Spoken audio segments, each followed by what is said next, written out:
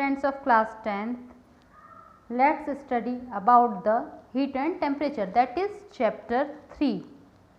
Okay, what is temperature? Move to the heading. What is temperature? Temperature is the measure of average kinetic energy of all particles within an object. ठीक है, किसी भी particle में present किसी भी material में present पूरी kinetic energies को हम क्या कहते हैं? टेम्परेचर.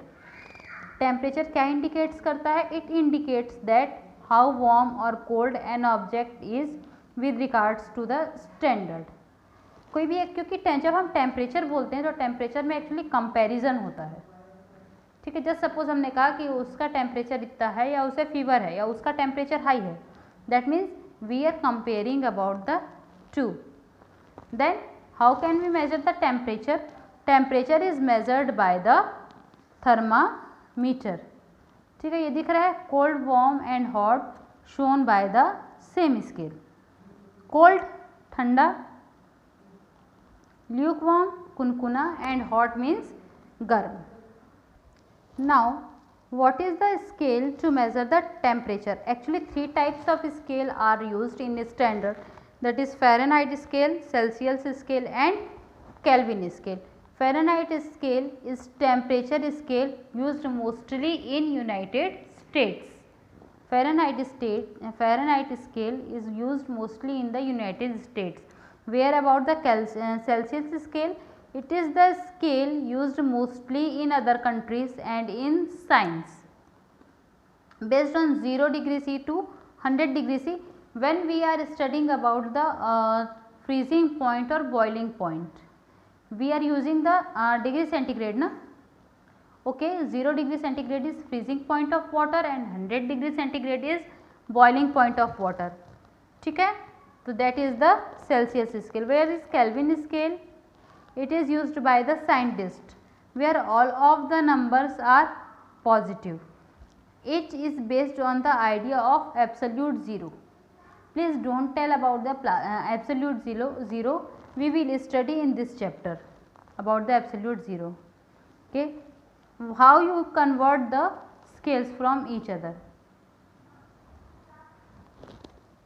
तो स्टूडेंट्स, जब हम किसी भी टेम्परेचर को एक से दूसरे में कन्वर्ट करते हैं तो हमें उस टेम्परेचर के लिए किसी भी स्टैंडर्ड लिक्विड, जस्ट लाइक हम स्टैंडर्ड लिक्विड वाटर ही लेते हैं, उस स्केल पे वाटर का मेल्टिंग पॉइंट एंड वाटर का बॉइलिंग पॉइंट प्रेजेंट होना चाहिए. ठीक है, temperature scale that means just like when we are studying about the Fahrenheit scale, temperature scale that is F. You can see this.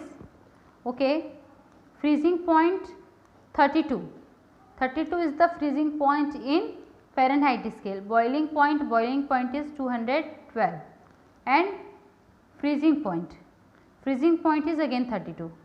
That is for Celsius scale. आप जब Fahrenheit scale इसमें पढ़ेंगे तो आपको पता चलेगा. Temperature scale that is Celsius. You know that freezing point is 0 and boiling point is 100. Understand? यदि आप देखें तो ये स्केल्स और ये फार्मूलाज यूज़ होते हैं. Just like for Fahrenheit to Celsius 5/9 F in -32 and for Celsius to Kelvin. Okay, for Celsius to Kelvin that is K = C + 273. आप C = यहाँ पर क्या लिख सकते हैं? C = F - 273 यूज़ कर सकते हैं. स्टूडेंट्स, इसी वैल्यू को आप यहाँ पर डाल दीजिए तो आपको तीनों स्केल एक साथ मिल जाएंगे. ओके, इक्वल्स टू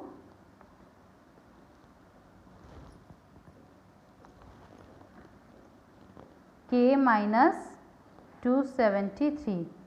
ये सारे तीनों स्केल आपको एक साथ मिल गए.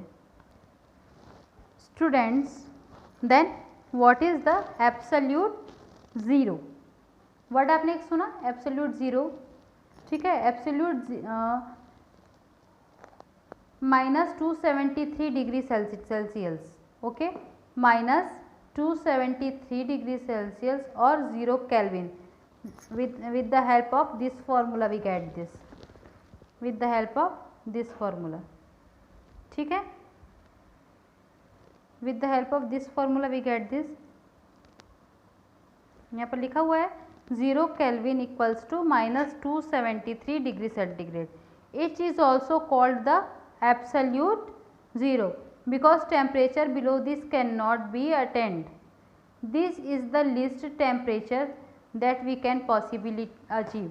ठीक है, ये वो लोवेस्ट टेम्परेचर होता है -273, ठीक है, जो हम पॉसिबली अचीव कर सकते हैं, उससे लोवेस्ट टेम्परेचर हम अचीव नहीं कर सकते, नहीं गेन कर सकते, इसलिए इसे कहा जाता है absolute zero. Actually absolute zero is the lowest possibility of temperature and objects energy is zero. There is no possible transfer of energy. Understand, you can understand the phenomenon of absolute zero.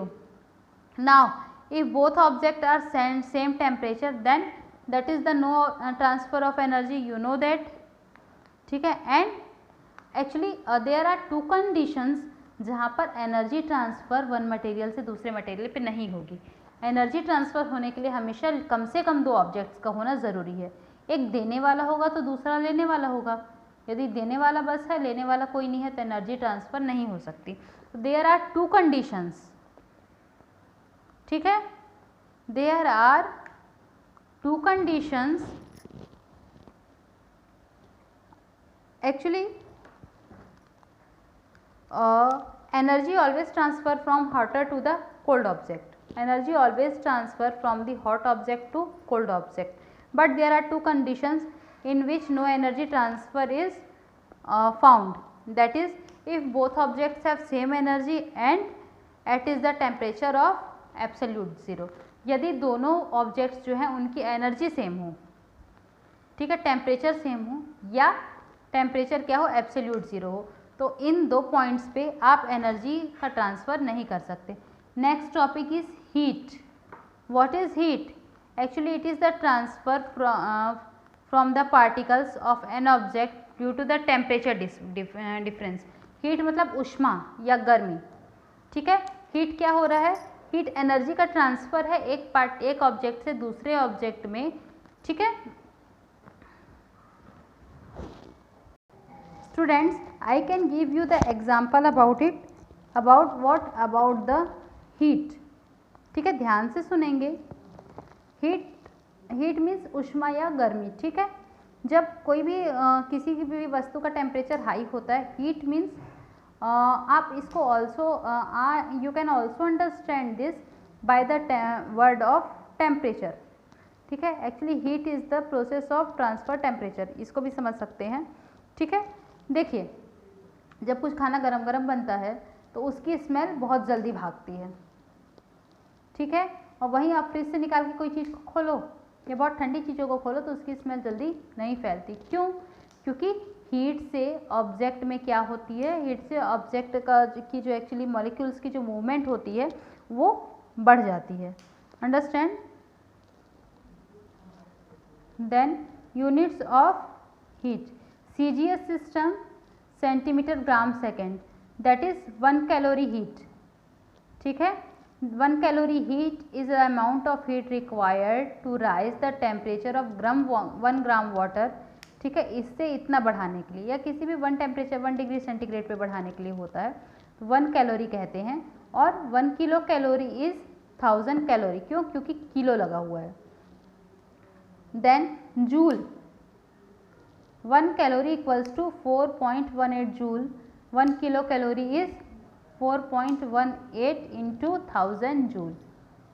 Transfer of heat, actually 3 methods are there, that is conduction, convection and radiation. Conduction, convection and radiation. Conduction, that is form in solid. Convection forms in liquid or in air, and radiation no medium is required. You can take example that आप एक rod को गर्म करना start करेंगे यहाँ से, बिल्कुल पीछे तक, यहाँ तक हीट हो जाएगा. या जस्ट लाइक सब्ज़ी बन रही है, मैंने सब्ज़ी पे चम्मच रख दिया, वो सब्ज़ी कढ़ाई के टच में जितनी चम्मच रहेगी उस चम्मच के पीछे का पार्ट भी गर्म हो जाता है. That is conduction. क्यों? क्योंकि मैंने बताया था जब कोई भी मटेरियल हीट होता है या गर्म होता है तो वो उसकी मूवमेंट जो है बढ़ जाती है. अब देखिए यहाँ पर का मॉलिक्यूल है ये हीट तो ट्रांसफ़र होती है ना, टेम्परेचर यहाँ दिया, देन ये वाला इसको दिया, ये वाला इसको दिया, इस तरीके से लास्ट एंड तक टेम्परेचर पहुँच जाता है। ठीक है, अभी फिर मैं आपको एक और बात बताऊंगी, पहले ये तीनों टॉपिक कंप्लीट कर लेते हैं। कन्वेक्शन, कन्वेक्शन के लिए मीडियम की नीड होती है। जस्ट लाइक दैट, आपने गंजी में या किसी भी बर्तन में कोई भी चीज़ पानी गर्म होने के लिए चढ़ाया, ठीक है, पानी ही चढ़ाया मान लीजिए, नीचे से आपने हीट दी उसको, नीचे से आपने फायर किया, ऊपर तक गर्म हो जाता है। क्यों? क्योंकि नीचे वाला गया, ठीक है, नीचे वाला गर्म हुआ, अब मॉलिक्यूल्स की मूवमेंट बढ़ गई और गर्म होने से जो मॉलिक्यूल्स है वो हल्के हो जाते हैं। तो हल्के होने के कारण ये ऊपर गया, ऊपर वाला नीचे आया, फिर ये ऊपर गया, ऊपर वाला नीचे आया, इस तरीके से पूरे जो है वो गर्म हो जाता है। यही चीज़ ये हमने लिक्विड पे देखा, यही चीज़ सेम एयर पे होती है। क्यों होती है? आप गर्मियों में नीचे बैठते हैं ज़मीन में, क्यों? क्या कहते हैं कि नीचे अच्छा ठंडा लगता है, ठीक है, क्यों? क्योंकि आपकी जो एयर हीट होते जा रही है वो ऊपर जाते जा रही है और उसको फिल करने के लिए ठंडी एयर जो है वो नीचे आते जा रही है। आई बात समझ में? लास्ट वन इज रेडिएशन, ठीक है, रेडिएशन, जहाँ पर गर्म होती है कोई चीज़, जैसे मान लो फायर हो रहा है, तो वहाँ पर आसपास का माहौल क्यों गर्म हो जाता है? रेडिएशन के थ्रू। रेडिएशन के लिए मीडियम की नीड नहीं होती। जस्ट लाइक मैंने एक कार को धूप में खड़े कर दिया है, या धूप में नहीं कहीं भी खड़े कर दिया है और ग्लास चढ़ा दिया है, अब कार के अंदर एयर नहीं जा रही है, लेकिन फिर भी कार गर्म क्यों हो जाती है? रेडिएशन से, ठीक है, सोलार रेडिएशन को एब्जॉर्ब कर लेती है और रेडिएशन के लिए मीडियम की नीड नहीं होती। अच्छा स्टूडेंट्स, अब आप ये बोलेंगे कि मैम लकड़ी तो गर्म नहीं होता है, बल्कि लकड़ी तो सॉलिड है, तो उसमें कंडक्शन प्रोसेस होना चाहिए। तो नहीं my dear students, there are two types of material, that is the good conductor and the bad conductor. Okay, आप जो बात कर रहे हैं लकड़ी की, that is the bad conductor. Wood is bad conductor, ठीक है, thermocol is bad conductor, cotton is bad conductor. आपने वो देखा है थर्मस, ठीक है, थर्मस में क्या होता है? थर्मस में बीच में बुरादा या फिर कुछ ऐसा मटेरियल भर देते हैं जो बैड कंडक्टर होता है, ताकि वो बाहर की हीट को एब्जॉर्ब ना करे। आई बात समझ में? स्टूडेंट्स, आज हम इतना ही पढ़ते हैं, इसके आगे के जो टॉपिक्स हैं वो हम नेक्स्ट क्लास पे देखेंगे, ठीक है। We will try to finish this chapter in our next video. Note down the questions. What do you understand by temperature? What do you understand by temperature? What are the scales? What are the scales to measure the temperature? Okay. Then draw a well-labeled diagram of thermometer. Draw the well-labeled diagram of thermometer. Then conversions के जो numericals आपकी book में दिए होंगे, just like Celsius to Fahrenheit, Fahrenheit to Celsius, Celsius to kelvin, kelvin to Celsius and Fahrenheit to kelvin, kelvin to Fahrenheit, ये numericals आप सारे solve करेंगे। Then define absolute zero, define absolute zero, ठीक है। Conditions for no energy transfer, conditions for no energy transfer, then define heat and short note on the heat transfer mechanism, short note on heat transfer mechanism. Thank you.